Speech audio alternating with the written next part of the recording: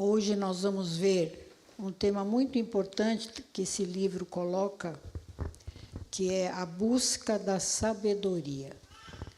Então, nós vamos ver hoje alguma coisa do capítulo 25, 26, até o 28 do livro de Jó. Não vamos explorar tudo, como os outros professores têm feito, mas nós vamos trabalhar alguma coisa enfocando mais nessa sabedoria que o escritor de Jó fala aqui, né? Nós primeiro vamos orar antes de começar. Jó 25, do 25 ao 28. Senhor Deus, nosso Pai, nós queremos rogar a Tua bênção e a Tua direção para esta hora, que a palavra do Senhor sirva de consolo para nós, de aprendizado, porque ela sempre nos ensina, Pai, e nós te agradecemos por isso. Que seja mais uma vez assim nesta manhã, em nome de Jesus. Amém. Bem, fazendo assim um resuminho, né?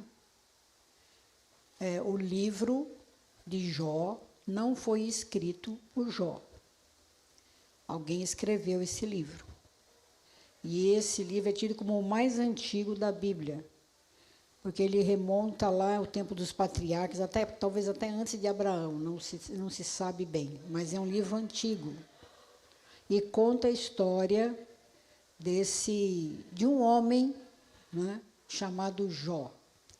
Um homem que foi fiel a Deus, um homem que não tinha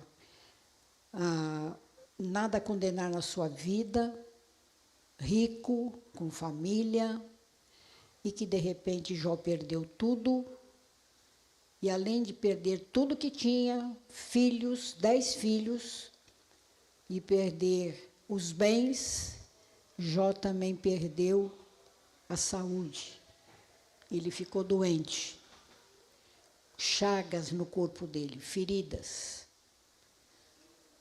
Jó ficou assim, numa situação difícil, e Jó ficava fora da sua casa, sentado num monte de cinzas, e ali ele ficava. E ali ele recebia visita de pessoas, de amigos que iam vê-lo, né? Muitos curiosos para saber o que estava acontecendo com ele, que de repente, né? E ele tinha uma esposa, mas a esposa, ninguém mais fala dela, só vai falar lá no fim que eles tiveram um filho de novo, né? Provavelmente Jó viveu 200 anos. Não se tem ideia muito disso aí, né? Mas ele era um homem sofredor, um homem que sofria por tudo que havia acontecido com ele. E muitas vezes Jó questionou Deus, por quê? Por que está acontecendo tudo isso comigo? E Jó tinha, assim, alguns amigos. E ele tinha 3 amigos, conselheiros dele. Gente intelectual, assim, sabida, gente que conhecia teologia, né? Gente que, assim, como ele também sabia, do nível de Jó, porque Jó era assim também, ele mesmo cita em outros capítulos que ele ensinava, que as pessoas procuravam ele para ele aconselhar. Então, Jó não era qualquer pessoa. E esses amigos visitavam Jó, foram visitar Jó. O Bildade, o Elifaz e o Zofar. E o começo aqui cita muito esses 3 amigos de Jó, porque eles foram fazer discursos para Jó. Um fazia discurso, o outro fazia discurso, o outro fazia. Então, a gente já viu alguns capítulos anteriores as falas desses amigos de Jó. E eu digo assim que eram amigos da onça, porque eles não consolavam Jó. Eles apenas botavam o dedão na vida do Jó. O que foi que você fez de errado? Você pecou, você fez alguma coisa errada. É por isso que está acontecendo tudo isso com você. E no capítulo de hoje, o 25, por exemplo, não é diferente. Vejam aí, o capítulo 25, do 1 ao 6. Nós vamos ler aqui. Aqui é Bildade, né? Falando. É um dos 3 amigos de Jó. Então respondeu Bildade, o suíta: A Deus pertence o domínio e o poder. Ele faz reinar a paz nas alturas celestes. Acaso tem número os seus exércitos? E sobre quem não se levanta a sua luz? Como, pois, será justo o homem perante Deus? E como seria puro aquele que nasce de mulher? Eis que até a lua não tem brilho e as estrelas não são puras aos olhos dele. Quanto menos o homem que é gusano e o filho do homem que é verme. O que ele quer dizer com isso aqui? Ele quer dizer que Deus é poderoso, Deus domina sobre tudo, Deus pode todas as coisas. Então, quem é você para querer que Deus faça alguma coisa por você, né? Então, como pois seria justo o homem perante Deus? O homem querer alguma coisa de Deus, achar que Deus pode resolver os seus problemas, que o homem não é nada. Vejam bem lá o versículo 6. É gusano. Alguém sabe o que quer dizer isso? O homem é gusano. É verme. Quer dizer, o homem não é nada. Gusano quer dizer larva, é verme também. É nada. Né? Então, assim, você não tem direito, Jó, de falar nada com Deus, porque você não é nada. Nós não somos nada, Deus é poderoso. Então, vejo bem que ele cita coisas verdadeiras sobre Deus. Né? Ele conhece teologia, esse Bildade aqui. Mas o que a gente vai entender aqui? É sempre a mesma teoria de outros capítulos. Deus é majestoso, Deus é exaltado e o homem é pecador. Principalmente Jó. Ele não apresenta nada nesse discurso aqui, nada. Eles ficam repetindo a mesma coisa. Deus é bom e você não é. Deus é 10, você é 0, né, Jó. Né? Então, ele quer dizer assim, você fala bonito, Bildade. No 26, nós vamos ler agora. Você fala bonito, Bildade. Vamos ler o 26, do 1 ao 4. Aí Jó respondeu a essa fala do Bildade. Como sabes ajudar ao que não tem força e prestar socorro ao braço que não tem vigor? Como sabes aconselhar ao que não tem sabedoria e revelar plenitude de verdadeiro conhecimento? Com a ajuda de quem proferes tais palavras? Com a ajuda de quem? E de quem é o Espírito que fala em ti? Aqui nós temos Jó dizendo assim, uma ironia de Jó. Bildade. Você fala bonito, Bildade. Você diz verdade sobre Deus. Você tenta me ajudar com palavras bonitas. Mas Jó diz para ele, isso não me anima. De onde vem a inspiração que você tem para ficar falando coisas bonitas de teologia para mim? Jó precisava de palavras de conforto e de solidariedade, coisa que esses amigos não faziam. Por isso que lá no final do livro, no capítulo 42, Deus condena esses 3. Eles são condenados porque eles sempre falaram coisa bonita para Jó, mas nunca chegaram na essência da coisa.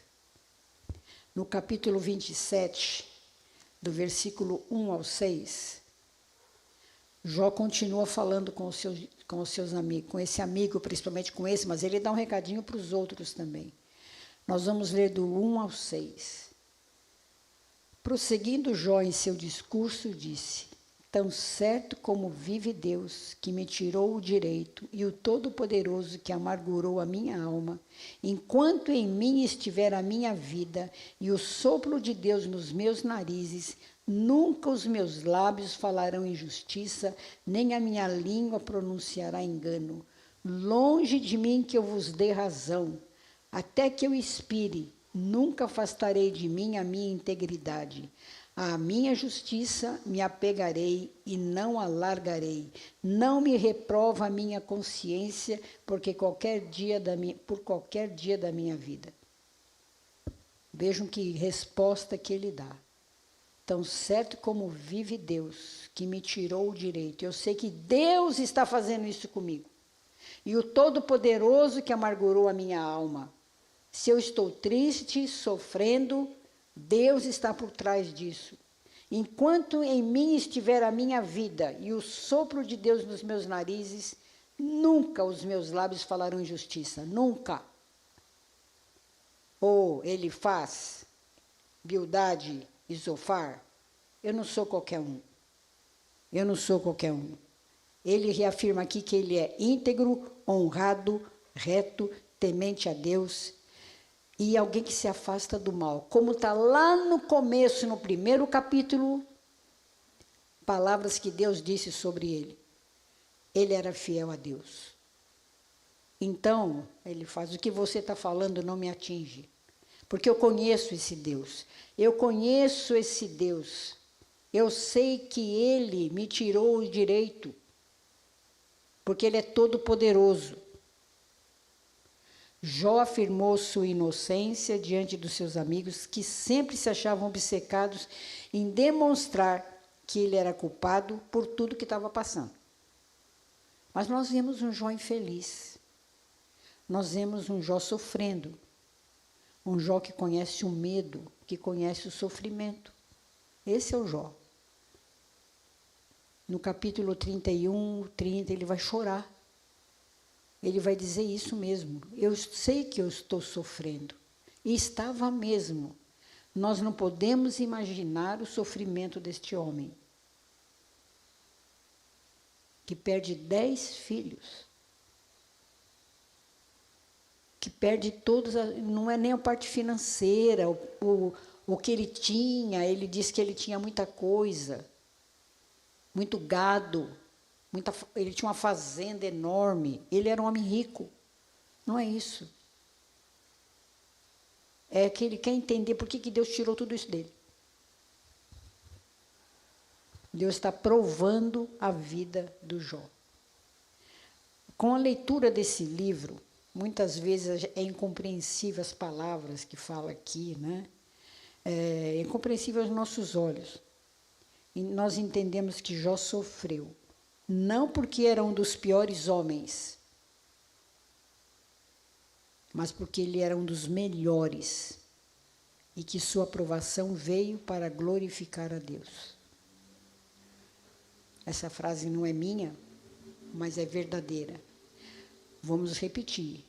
Jó sofreu não porque era um dos piores homens, porque ele era mau, porque ele fazia as coisas erradas, não. Mas porque ele era um dos melhores.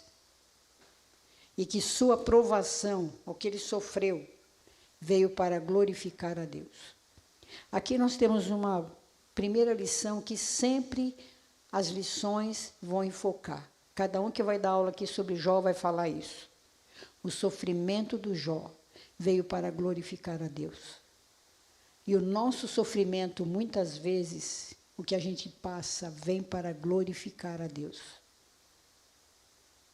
Qual é a nossa atitude? Quando a gente está realmente sofrendo, quando a gente passa por todos aqueles problemas, por todas as dificuldades, que perdemos entes queridos, que temos dificuldades na nossa família, que falta dinheiro. O nosso sofrimento muitas vezes vem para que a gente esteja glorificando o nosso Deus. Jamais culpar Deus, mas sim dizer: Senhor, obrigado porque o Senhor permitiu isso na minha vida, eu vou aguentar. Jó sofreu, ele ficou triste. Muitas vezes ele questionou Deus. Mais para frente nós vamos ver que Deus fala com ele. Até agora Deus não falou nada com ele. Só esses amigos aí. Mas mais para frente no livro, Deus falando com ele. Aí ele pode conversar com Deus e entender isso tudo que está acontecendo com ele. No capítulo 28, o capítulo 28 parece que é um adendo na história aqui. Quando o escritor escreveu, ele colocou aqui alguma coisa que a gente não sabe se foi Jó que falou ou se foi só o escritor do livro que falou. Então, não importa, mas está falando verdades. Porque parece um parênteses, porque depois Jó volta a falar de novo. Mas aqui, no 28, nós não vamos ler todo o 28, mas nós vamos ler do 12 ao 28, que é o tema da nossa aula de hoje, a busca da sabedoria. Sabedoria que aqueles três não tinham. Eles tinham uma sabedoria rasa. Mas aqui, esse livro, esse texto é muito bonito, né? E prestem atenção na leitura que nós vamos fazer do 12 até o 28. Mas onde se achará a sabedoria? E onde está o lugar do entendimento? O homem não conhece o valor dela, nem se acha ela na terra dos viventes. O abismo diz, ela não está em mim. E o mar diz, não está comigo. Não se dá por ela ouro fino, nem se pesa prata em câmbio dela. O seu valor não se pode avaliar pelo ouro de Ofir, nem pelo precioso ônix, nem pela safira. O ouro não se iguala a ela, nem o cristal. Ela não se trocará por joia de ouro fino. Ela faz esquecer o coral e o cristal. A aquisição da sabedoria é melhor que a das pérolas.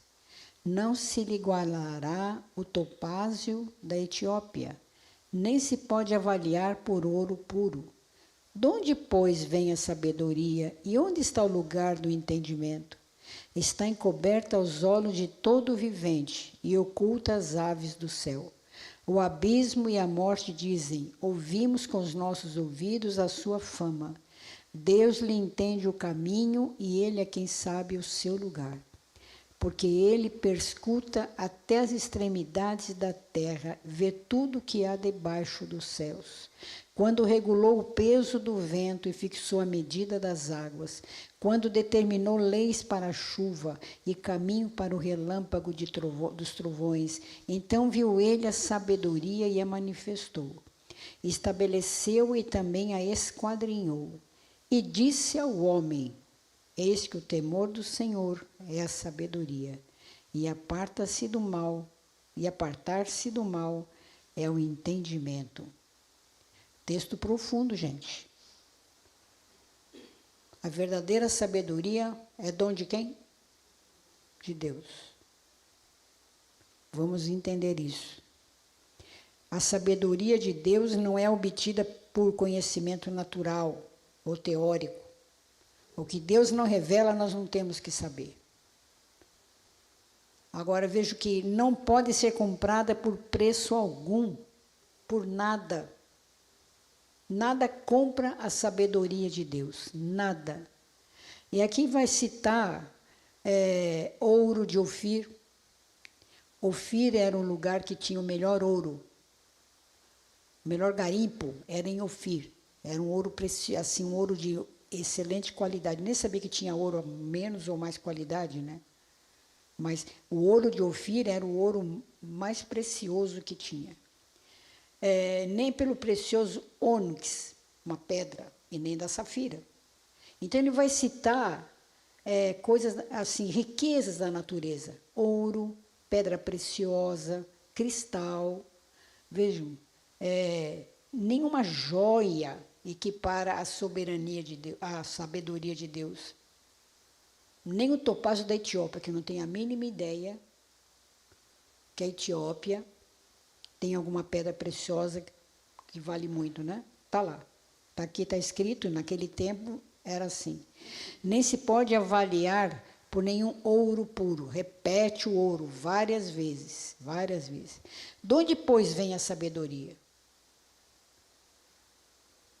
E onde está o lugar do entendimento?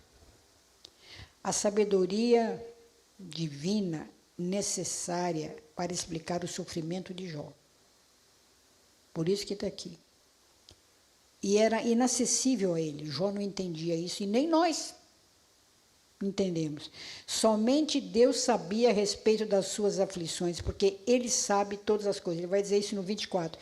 Porque ele perscruta até as extremidades da terra, vê tudo o que há debaixo dos céus. A sabedoria de Deus percusta tudo, assim, planeja tudo, sabe tudo, fiscaliza tudo, não escapa nada da sabedoria de Deus. A gente vai entender que a sabedoria está ligada ao conhecimento. Não é isso? Você sabe o que você conhece. Vamos pensar assim que a sabedoria nossa, né? Nós adquirimos sabedoria, aprendendo com a vida. Uns mais, outros menos. E tem gente que tem conhecimento que nunca foi para a escola. Eu tenho assim, eu fico impressionada quando eu penso como a minha sogra era. A minha sogra só tinha o primeiro ano, ela só sabia escrever o nome e aprendeu a ler. Mas eu babava com a sabedoria daquela senhora. Eu ia dar aula, voltava, e eu morei 3 anos com, assim, ela morava no fundo e eu na frente. Eu chegava da escola, ela falou, o cafezinho está pronto. Eu sentava com ela no solar da porta, assim, e ficava conversando com ela.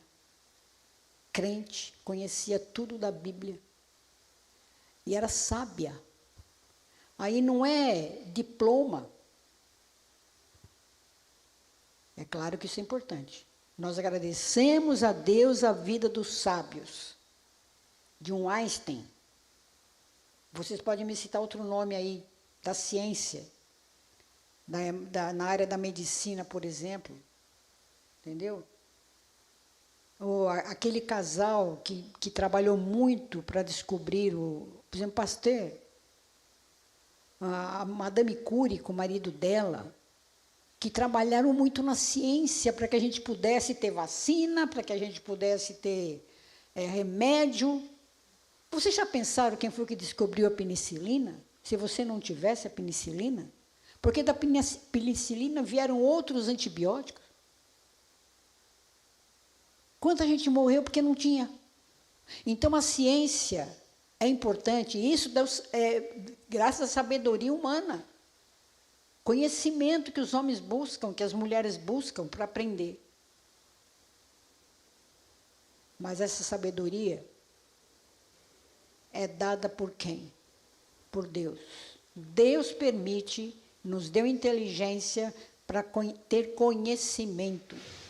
Aqueles 3 conheciam superficialmente.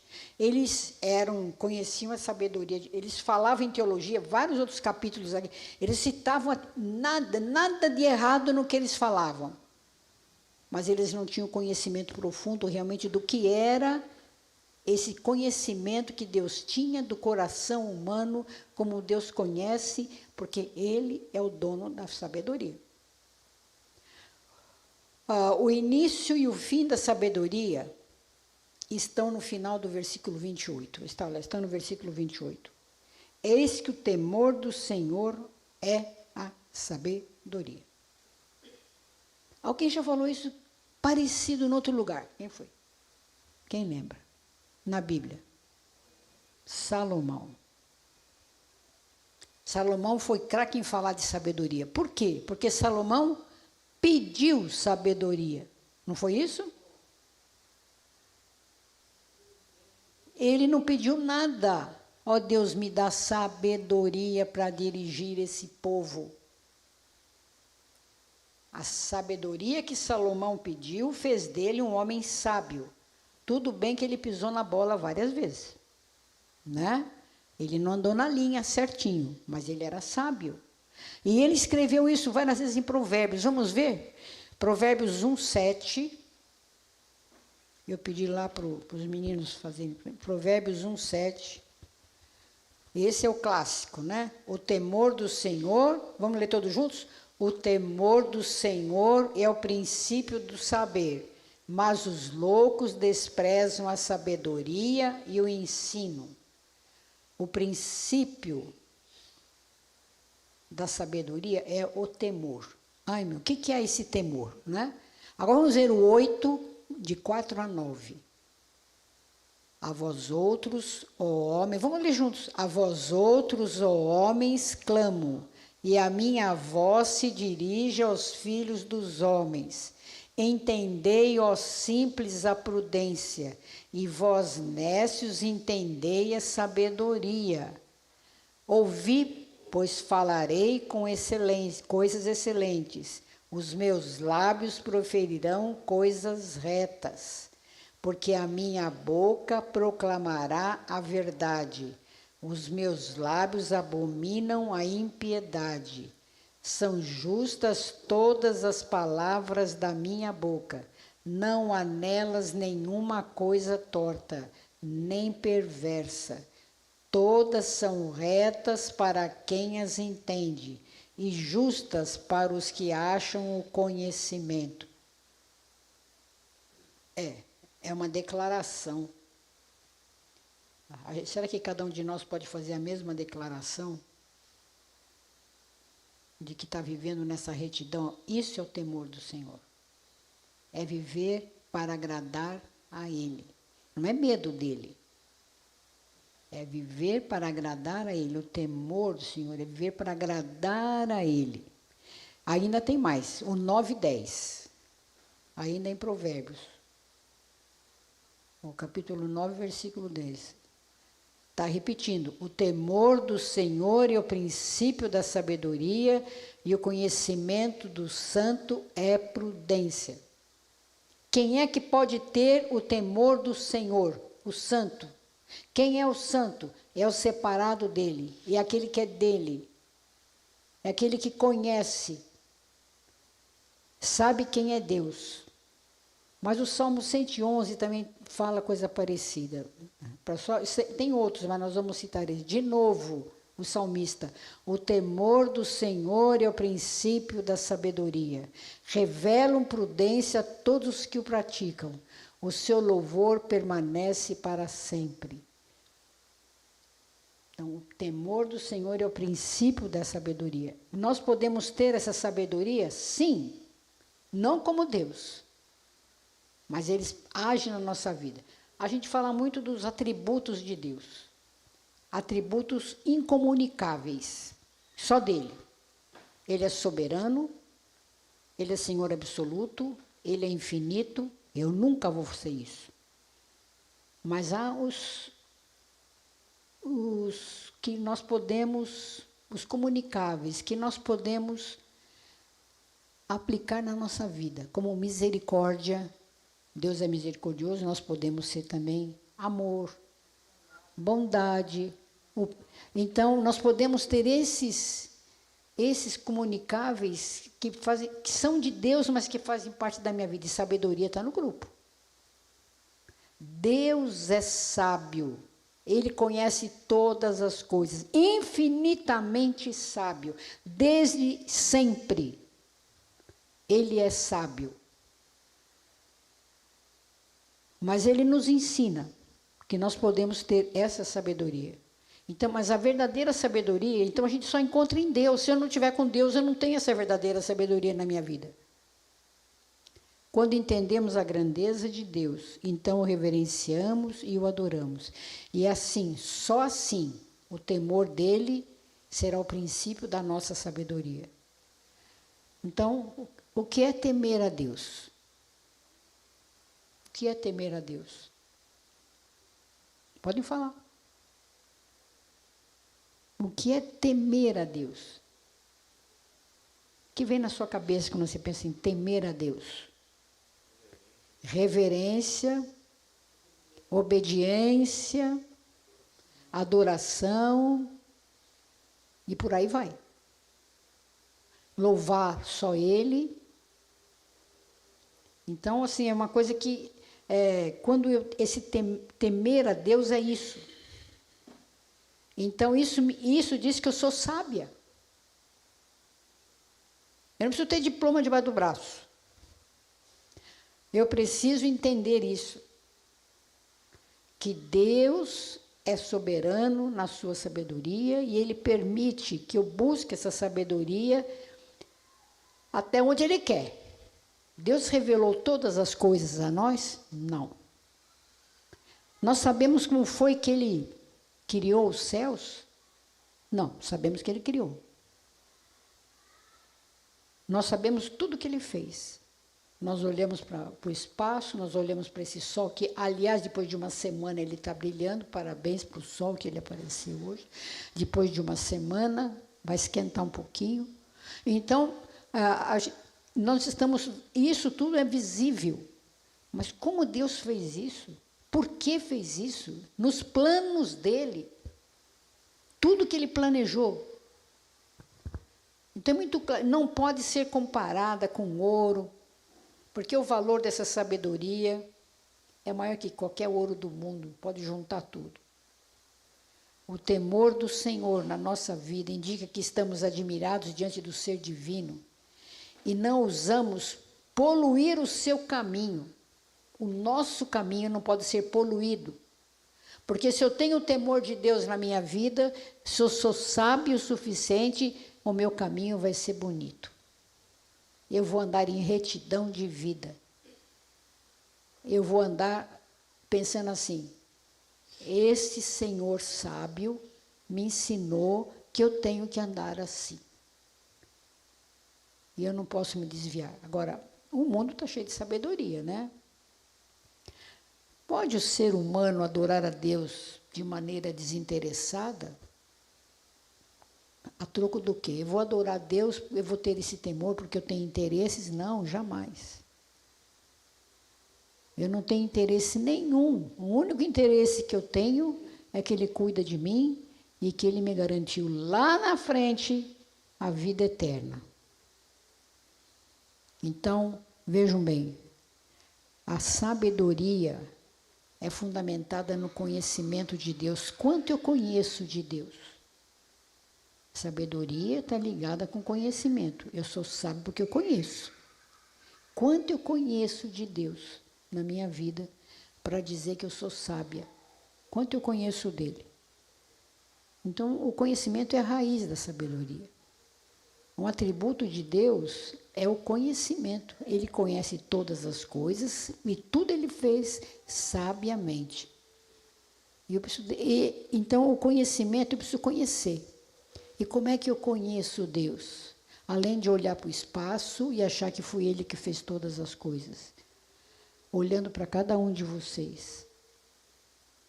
Eu conheço Deus porque Ele me permite olhar para o meu irmão, para minha irmã, e dizer, eu amo você, você está comigo, nós estamos juntos nessa jornada. Não é isso, dona Elsa? Estamos juntos nessa jornada? Estamos juntos. Isso me permite, esse conhecimento que eu tenho do irmão, muitas vezes a gente não sabe. Bom dia, boa tarde, boa noite, tchau. Quanto eu conheço realmente o irmão? Então, essa sabedoria do conhecimento do irmão, do conhecimento da palavra dele, é importante. Mas tem muita gente que é doutor na Bíblia, me poupe, né? Só é doutor. Conhece. Mas esse conhecimento dessa sabedoria, eu tenho que pôr em prática. Eu conheço Deus, então eu tenho essa sabedoria dele para fazer o quê? Para ajudar o próximo? Para amar o próximo? Sim. Para propagar a palavra? Sim. Eu estou inculcada com algumas coisas assim, que por que Deus, Jesus Cristo, deixou uma ordem? Qual foi a única ordem que Jesus Cristo deixou para os seus discípulos? Ide e fazei discípulos. Foi a única ordem que ele deixou. Ele nos ide e fazei jantarzinho. Ide e fazei bazar. Desculpe, eu estou falando aqui, porque eu sou da SAF e nós fazemos tudo isso. Mas isso tudo tem que levar a um objetivo. Ide e fazei discípulos. Tudo que eu faço é ide e fazei discípulos. Para isso eu preciso de sabedoria. Eu preciso conhecer essa palavra. O que ela me diz sobre isso e praticar. Então vejam bem que a sabedoria humana a gente obtém pela experiência dos anos.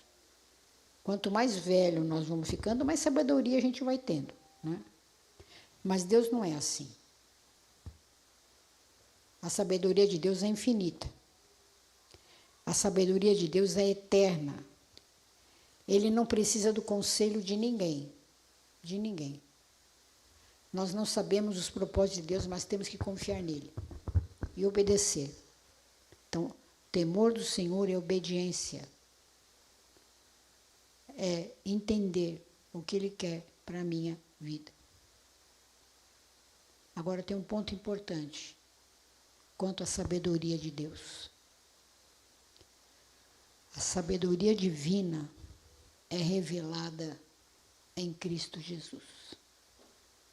A sabedoria divina é revelada em Cristo. A busca da sabedoria é a busca de Cristo. Quando eu busco mais sabedoria, porque eu estou buscando mais de Jesus. Tudo que Deus deu a conhecer aos homens está centrada em Jesus Cristo. Do Gênesis ao Apocalipse, é Jesus Cristo. A sabedoria dele se revelou em Jesus Cristo. Nós não sabemos como, mas Deus planejou Jesus Cristo desde quando? Infinitamente. Porque Ele é Deus. Ele planejou mandar Jesus Cristo quando? Quando ele viu que o Império Romano estava dominando lá os judeus? Não. Quando foi que ele planejou Jesus Cristo para nos salvar? Na eternidade, nós não sabemos, né? Então, a sabedoria de Deus está escondida em Cristo Jesus. É originária do Pai, que mandou o Filho. Por isso é uma sabedoria criadora. Deus criou, Deus planejou mandar Jesus. Ele orientou os homens quanto a isso. Ele orientou os profetas, ele orientou Moisés, ele orientou outros líderes, ele orientou as pessoas, ele orientou os apóstolos para que a sua infinita sabedoria em Cristo Jesus fosse praticada. E além de tudo, essa sabedoria em Cristo é redentora, porque ele veio para nos remir, ele é o nosso redentor. Então, em Cristo Jesus está escondida a sabedoria de Deus. Colossenses 2, de 1 a 3. O que Paulo fala. Gostaria, pois, que soubesseis quão grande luta venho mantendo por vós, pelos laodicenses e por quantos não me viram face a face, para que o coração deles seja confortado e vinculado juntamente em amor, e eles tenham toda a riqueza da forte convicção de entendimento para compreenderem plenamente o mistério de Deus. Qual é o mistério de Deus? Cristo. Em quem todos os tesouros da sabedoria e do conhecimento estão ocultos. Todos os tesouros da sabedoria, todos os mistérios de Deus estão contidos em Jesus Cristo. Essa sabedoria escondida em Cristo Jesus está ao nosso alcance, pela palavra dele. Nós entendemos isso. Nós conhecemos a palavra de Deus, nós aceitamos o Senhor Jesus, ele faz parte da nossa vida e ele é fruto da sabedoria de Deus. E essa sabedoria divina pode fazer parte da nossa vida, basta a gente querer, né? E nós podemos ser sábios para entender o que Deus quer da gente. Então, a igreja deve proclamar essa sabedoria ao mundo. É o nosso papel. Nós temos que proclamar que Deus é sábio, que Ele criou todas as coisas, mas que acima de tudo, dentro de tudo que Ele planejou mandar Jesus. Isso foi o ápice, eu entendo, da sabedoria divina.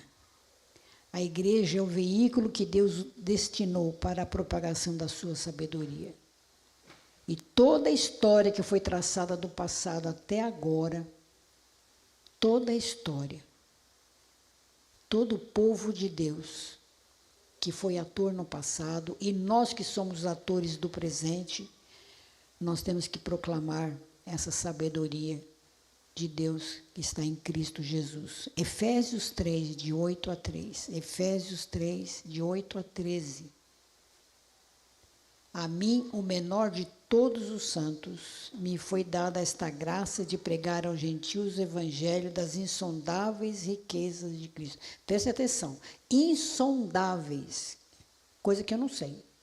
E manifestar qual seja a dispensação do mistério, insondável mistério, desde os séculos, oculto em Deus, que criou todas as coisas, para que pela igreja a multiforme sabedoria de Deus se torne conhecida agora dos principados e potestades nos lugares celestiais, segundo o eterno propósito que estabeleceu em Cristo Jesus, nosso Senhor, pelo qual temos ousadia e acesso com confiança mediante a fé nele. Portanto, vos peço que não desfaleçais nas minhas tribulações por vós, pois nisso está a vossa glória.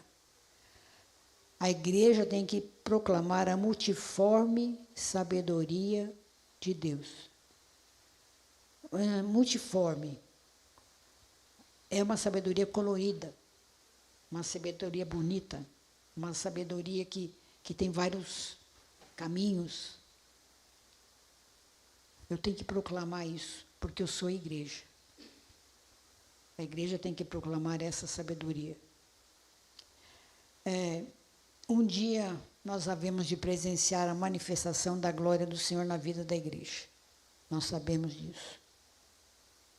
Quando Jesus voltar, quando todos estaremos juntos com Ele, nós vamos presenciar que a sabedoria divina foi real e é real.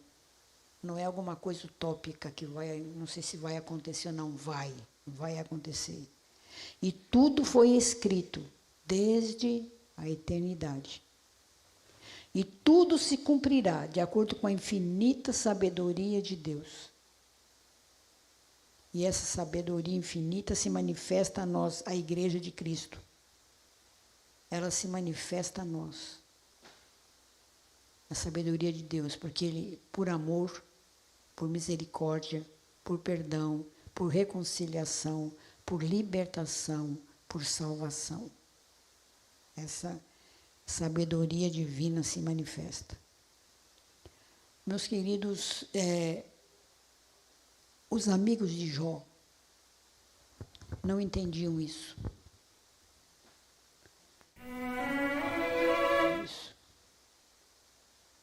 Por isso, aqui está dizendo que temos que ter o temor do Senhor e a sabedoria.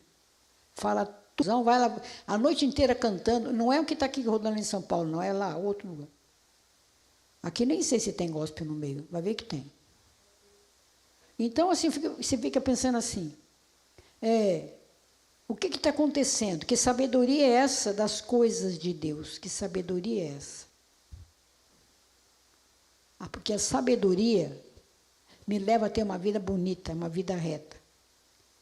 Então, a verdadeira sabedoria está associada em eu tentar cumprir os 10 mandamentos, ou principalmente os 2 mandamentos, amar a Deus e o próximo.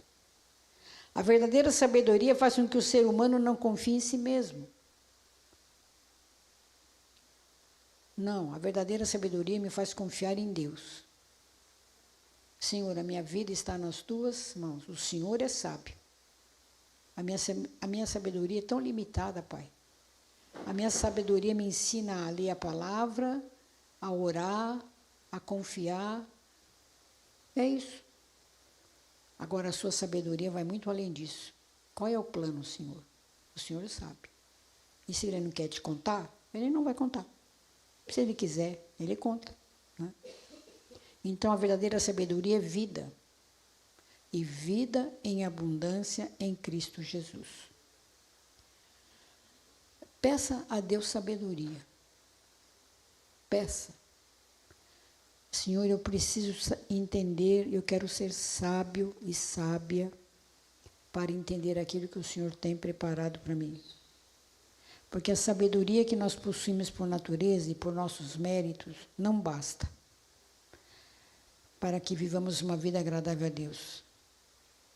A nossa sabedoria humana, ela é baseada no nosso ser pecaminoso, mas Deus pode mudar e permitir que eu seja sábia a ponto de que eu saiba fazer as coisas.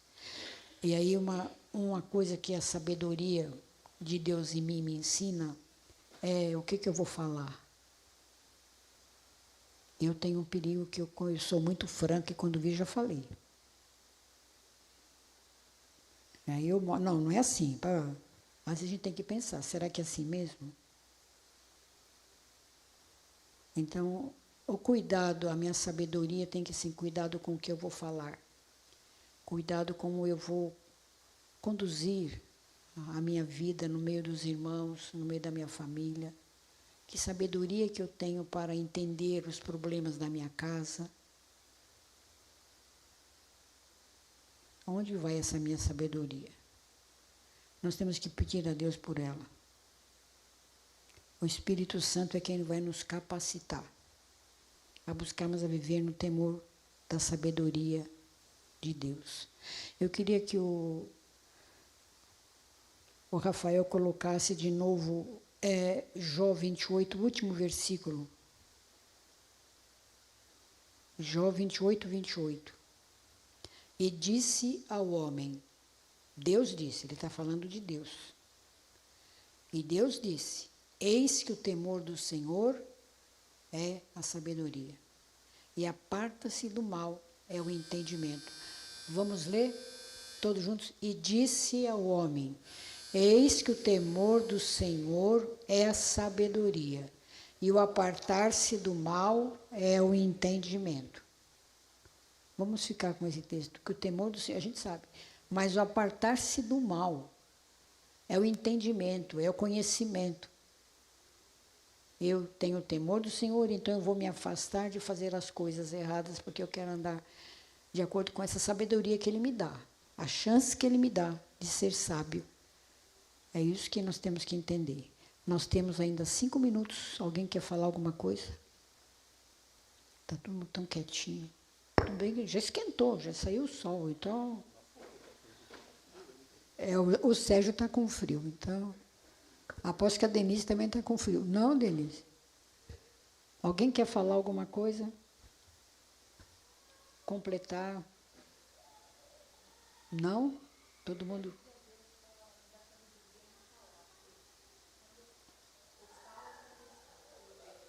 Já falou.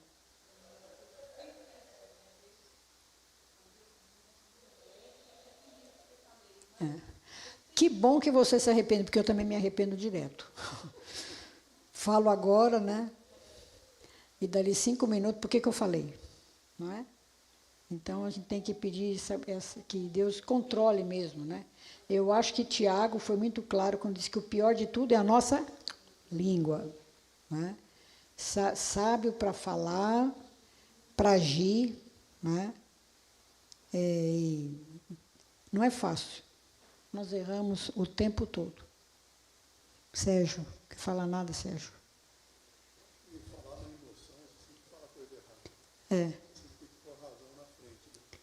E a gente tem que ter a língua mais leve que o nosso pensamento. O nosso pensamento tem que ser primeiro para depois a gente falar. E muita gente fala e depois pensa. Aí já. A palavra que você fala não volta. Não volta, né? Mesmo que você peça desculpa, tudo mais, É. palavra. Uma palavra é como se fosse para o vento, ninguém consegue mais. Né? Então, quando você fica quieto, pensa bem. Bom, a sabedoria de Deus que Ele permite que a gente tenha, que a gente pratique essa sabedoria aqui, é bem limitada. Né? A nossa sabedoria é limitada. Mas a gente tem que orar muito para Deus nos ajudar. Né? Nos ajudar a entender isso. Sabe que a minha esposa Eu vou para todo mundo. A minha esposa, às vezes, fala alguma coisa assim, né? Aí eu falo assim, pai, me dá paciência. Eu falo, você está pedindo errado. Você não tem que pedir paciência. Se ele pedir paciência, ele vai te dar mais coisa para você testar sua paciência. Mais coisa, né, para você ficar contrariado. Pede sabedoria. Pede sabedoria que você vai agir com sabedoria com todas as coisas. E é certo mesmo. Aliás, falam que Jó era o pai da paciência, não é bem isso, não. Jó era o pai da perseverança. Da perseverança. Tiago fala que ele era o pai que ele tinha paciência. Tinha mesmo, mas Tiago também fala da perseverança que ele tinha. Então, ele era um homem de fé que confiava. Agora, sofria, reclamava, com direito, que ele era humano, reclamou o tempo inteiro. Por que está acontecendo isso comigo? Questionou Deus. Mas ele nunca perdeu a fé. Ele nunca perdeu a certeza que Deus estava por trás de tudo aquilo. Até o fim. É uma história bonita no sentido que, assim, é a nossa vida. Altos e baixos da nossa vida. Mas ele fala muito dessa sabedoria que a gente tem que ter para enfrentar tudo.